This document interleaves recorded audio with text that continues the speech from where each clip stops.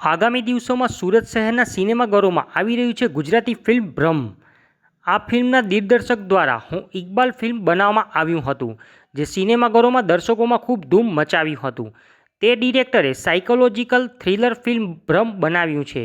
તેની star cast નિસ્મા સોની, સોનાલી લેલે દેસાઈ, મિત્ર ગઢવીએ મુખ્ય ભૂમિકા ભજવી છે અને આજરોજ એ તમામ સુરત શહેરના મહેમાન બન્યા હતા.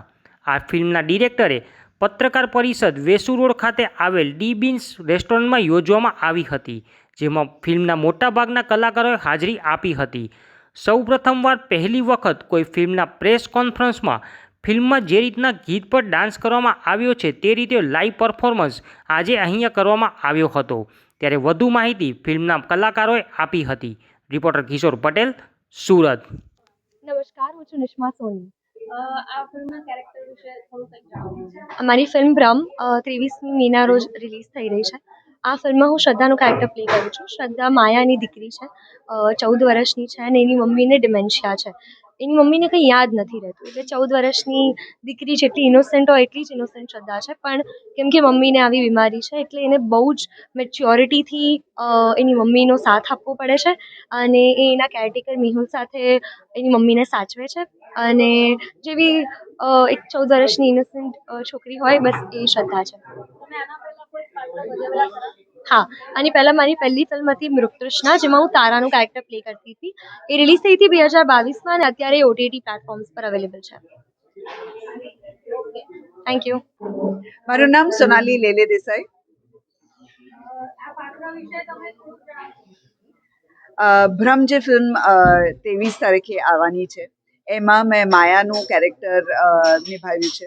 માયા એક ડિમેન્શિયા પેશન્ટ છે. ડિમેન્શિયા એટલે જેમની યાદશક્તિ બહુ ઓછી હોય, એમને હેલ્યુસિનેશન્સ થતા હોય, જે ઘટના ઘટી ના હોય એ ક્યારેક એમને દેખાય છે અને બહુ લાઈફ એમની કન્ફ્યુઝડ રહે છે એમના યાદશક્તિના કારણે.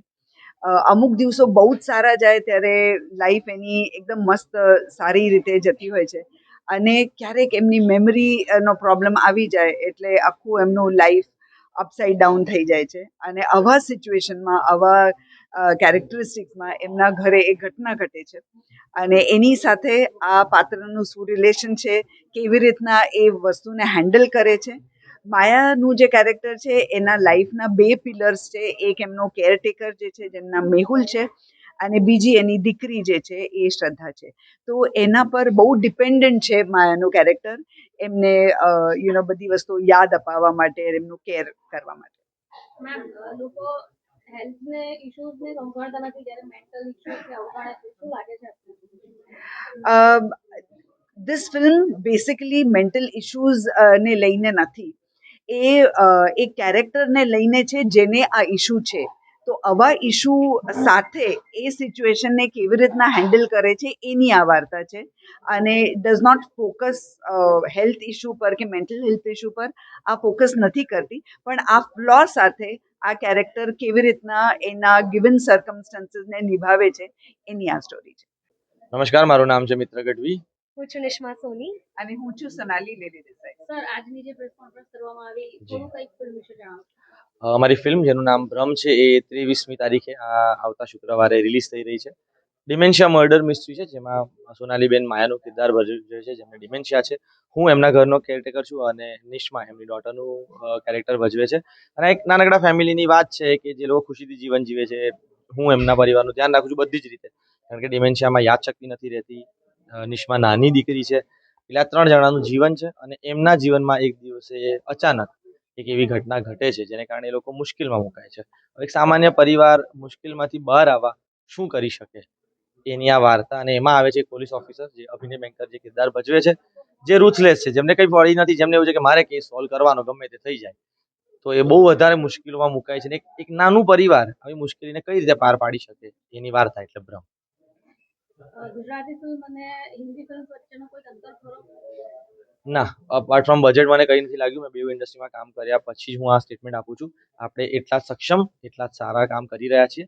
ત્યાં મોટું બજેટ છે, અહીંયા આપણે ગુજરાતમાં ફિલ્મો રિલીઝ કરીએ છીએ.